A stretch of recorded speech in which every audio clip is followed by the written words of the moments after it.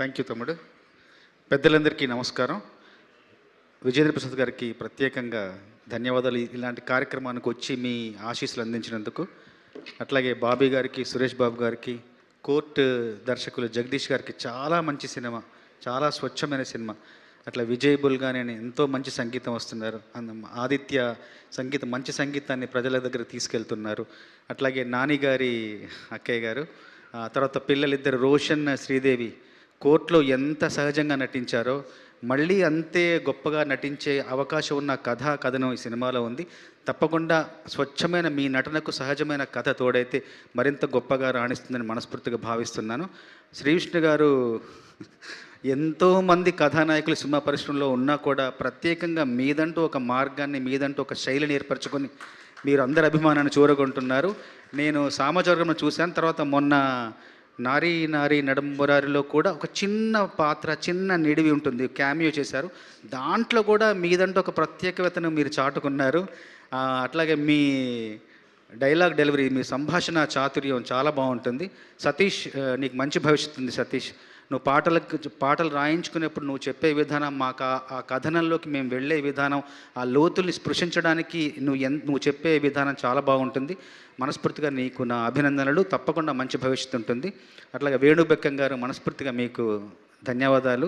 ఇలాంటి సినిమాను తీసే అవకాశం ఆ దర్శకుడికి ఇప్పించినందుకు. కోన గారు, ఇప్పుడు తమ్ముడు చెప్పినట్టుగా ప్రచారం, ఎంత పెద్ద సినిమా అయినా, ఎంత చిన్న సినిమా, ప్రచారం లేకుంటే సినిమా లేదు, ప్రజల దగ్గరికి వెళ్ళట్లేదు.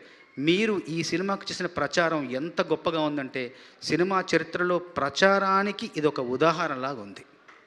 అయితే ఒకటి ప్రచారం ఎంత చేసినా కూడా సినిమా చేరువవుతుంది, కానీ అందులో ప్రతిభా నైపుణ్యాలు ఉంటేనే సినిమా గొప్పగా ఉంటుంది. అందులో ఈ సినిమాలో ఆ ప్రతిభా నైపుణ్యాలకు ఎలాంటి కొదవలేదు. తప్పకుండా ఈ సినిమా మరొక మైలురాయి అవుతుంది. వాళ్ళ చరిత్రలో, మీ చరిత్రలో కూడా మైలురాయి అవుతుంది. మనస్ఫూర్తిగా నేను అందరినీ కూడా అభినందిస్తూ, సినిమాలో తమ్ముడు 3 పాటలు రాశారు, నేను కూడా మంచి పాటలు 3 రాశాను. అందులో అంటే నా శైలికి భిన్నంగా రాసిన పాట తిప్పుకుంటున్నావు, అది చాలా ఆదరణ పొందుతోంది. సినిమాకి అది చాలా ఉపయోగకరంగా ఉంటుందనడంలో నాకెంతో ఆనందంగా అనిపిస్తోంది. కళ్ళే ఎగరేస్తుంటావు, అంతలో పళ్ళే నూరుతూ ఉంటావు, అల్లరి చేస్తూ ఉంటావు, ఇంతలో సల్లని మాటలు చెబుతావు, అందరికంటే సిన్ని మొల్లిలా అలిగే నూగూసుంటావు, సందే దొరికితే పెద్ద మనిషిలా పెత్తనమే చేస్తుంటావు, ఎన్నో ఎన్నో ఏషాలేసి దీపం చుట్టూ పురుగును చేసి తిప్పుకుంటానవు నన్నే నీ చుట్టూ దిప్పుకుంటానవు, మంచం చుట్టూ దోమ లెక్క, బెల్లం చుట్టూ ఈగ లెక్క, గుడి చుట్టూ భక్తుని లెక్క, బారు చుట్టూ దాగబోతు లెక్క తిప్పుకుంటానవు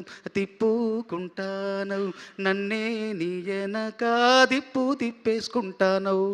తర్వాత ఇందులో రామ్ మీరియల్ గారు పాడిన పాట కూడా నాకు చాలా ఇష్టం. అందులో లొందాలున్నా బొందాలున్నా నేనే ఎల్లే సడకు, ముందరికే పోతుంటాను రానే రాదు ఫరకు, ఇచ్చేవాళ్ళు ఇస్తుంటారు గడికొక్క జరుకు, చచ్చిపోయే కర్మేం లేదు చేసుకుందాం వర్క్, రాజమ్మో ఇడిసిపోయిందిరో రాజమ్మో పొడిసిపోయిందిరో, నన్నింకా మరిసిపోయిందిరో, నా గుండె ఇరిసిపోయిందిరో. రాజమ్మ పోతే వాళ్ళ జేజమ్మ అనుకునే రోజుల్లో రాజమ్మనే ఎందుకు కావాలనుకున్నారో ఈ సినిమాలోని ఆ గాఢత చెప్తుంది. తప్పకుండా ఈ సినిమా అందరికీ నచ్చుతుంది, మీకు మరింత గొప్ప భవిష్యత్తు ఉంటుందని మనస్ఫూర్తిగా కోరుకుంటూ ముగిస్తున్నాను. ఆ మ్యూజిక్ ఇన్స్ట్రుమెంట్ ఏమైనా ఒకసారి మీరు ఈ పాట వద్దులేండి. అట్లాగే ఈ సినిమాలో నటించిన యోగిత గారు, తర్వాత ఏబిఎస్ గారు, శాంతి గారు, ఏబిఎస్ గారు కూతురు ఆవిడ, మీ ఇద్దరు కూడా ఉజ్వలమైన భవిష్యత్తు ఉంటుందని కోరుకుంటున్నాను. Thank you so much Chandrabose గారు, అండ్ అలాగే thank you so much Kasarashyam గారు. ఎస్.